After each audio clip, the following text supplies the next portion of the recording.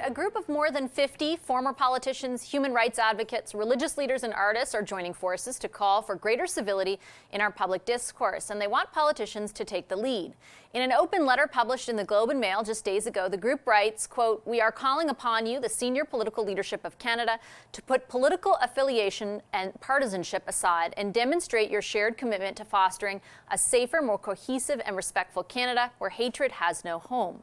The letter argues that geopolitical events like the Israel-Hamas war and domestic issues like the trucker convoy protests have further highlighted the growing discord. Joining me to talk more about civility are two people who co-signed the letter. Former Quebec Premier and current partner with Terrien Couture Jolicoeur, Jean Charest, is here, and former Federal Finance Minister Bill Morneau is with us. He currently sits on CIBC's Board of Directors. Hello to both of you. Great pleasure to welcome you to the program. Thanks for making the time. Great to be with you, Vashi. Mr. Morneau, I'll start with you. Why is this letter something you wanted to sign? I think we all recognize, Vashi, that the challenges that we're facing today, the geopolitical tensions, the amplification that happens through social media are significant, and they're causing a fraying of our civil discourse. We just believe that there's an important focus required from our leadership in Canada, a sustained effort to make sure that we address these challenges and, retain what we have in Canada, which is a wonderful, peaceable country that's been able to deal with challenging issues with strongly held opinions in a way that allows us to continue in a way that is remarked upon by the rest of the world as a best opportunity, best in class. Mr. Charest, you recently delivered the eulogy, one of the eulogies at former Prime Minister Brian Mulroney's funeral. I felt, as I was covering that week of ceremony and of the funeral, that there was a great sense of nostalgia among Canadians for the way in which political leaders conducted themselves in that era, I guess you could call it. Did you have that sense of nostalgia as well? Well, the state funeral of Brian Mulroney was, for the country, a moment of grace.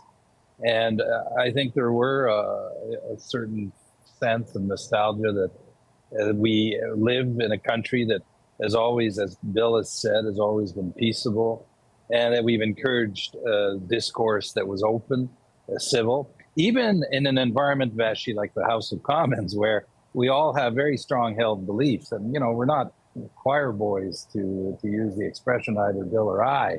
And we were able to enter into some pretty tough debate. But at the end of the day, we need to shed light on the fact that we're witnessing now and experiencing a number of debates where there's a lot of incivility, and we should not allow this to happen and tolerate it. And we should stand up and speak out so that we maintain these values that we believe in as Canadians. Is it difficult to pursue that, Mr. Morneau, in the political sphere right now? And to put a finer point on it, is there incentive for civility in politics? My sense from my time in office is better is absolutely possible. I've found after I've left politics, really great relationships with people like Rona Ambrose, Lisa Raitt, Erin O'Toole. So it's absolutely possible. We can do better. But I think the focus of the letter was very much on how do we make sure that we can resolve really strongly held differences of opinion civilly in our country. And that means that the leadership of politicians is important. We don't want to inflame differences. We want to try to find a way to resolve them. It means that we need to think about that in all of our actions and think about the mechanisms that we can improve people's ability to resolve those differences. I guess sort of to just jump off what Mr. Morneau is saying, Mr. Charest, though, is there, I guess, a system that exists right now in which doing the right thing gets rewarded? And is there not sort of an incentive rather to be less civil because it gets you clicks on social media and it makes you go viral and things of that nature? In the short term, it may get you clips, but I'm delighted to report to you, Vashi, that in my experience of 30 years of public life, whenever I made that effort to reach out and to be more consensual and to recognize the arguments of my adversaries, it always paid off in spades, and not just for the debate, but also for me politically in a selfish way. So we underestimate that. But I just feel very strongly we should not let the rest of the world contaminate our debate. I'm thinking of the United States in particular, which is an influence.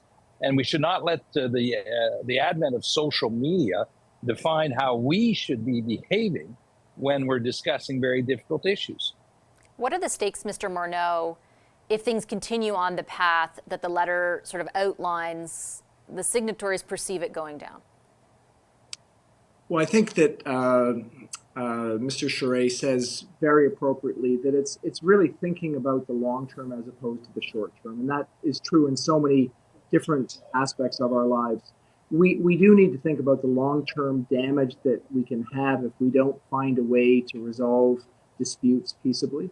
Canada is a safe haven for people from around the world. It's a place where people want to come and invest. They want to invest because it's a nation that's been successful at resolving differences for generations, differences between, French and English, finding ways to do Indigenous reconciliation, recognizing challenges that we've had with minority groups over many years. So that is a success story, and we can't rest on those laurels. Do you think, Mr. Charest, that as we watch what is unfolding south of the border unfold over the next number of months leading up to the election, that it might work to remind Canadians of the kinds of discourse that they want to have versus what they don't want to have?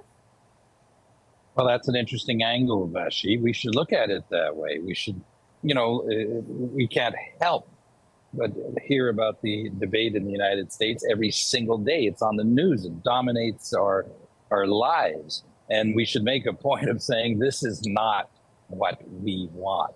Most decent Canadians are appalled by what they're hearing south of the border coming out of the mouths of elected people and commentary. That's not Canada, and we don't have to let ourselves influenced by that. Just before we go, if you both permit me, because of your extensive cabinet and economic experience, we're about a week and a half away from the federal budget.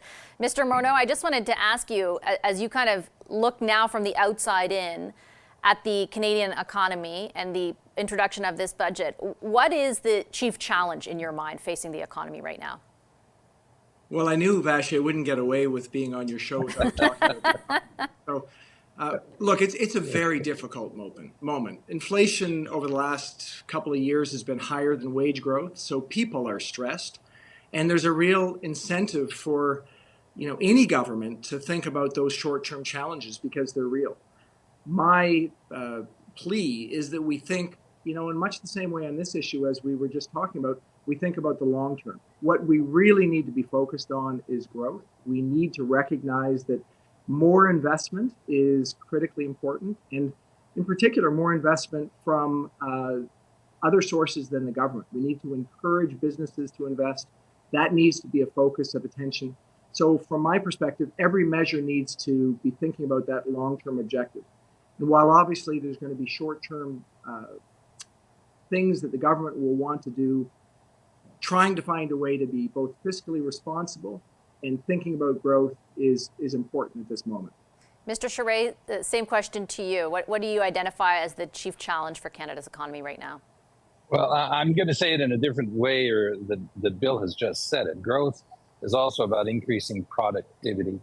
And Canada has a very real issue in terms of increasing our productivity, which really means about more growth and more value added in our economy.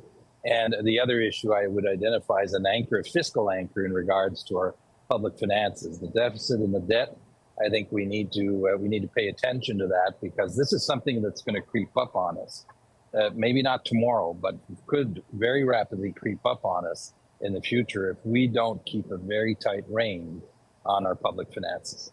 I'll leave it there. I appreciate both how easy it is for us to agree. Yeah, there you go. We're real life example of it. I appreciate both of you. You should get involved in politics, Bill. Thank you so much. I appreciate it, both of you. Bill Morneau and Jean Charest.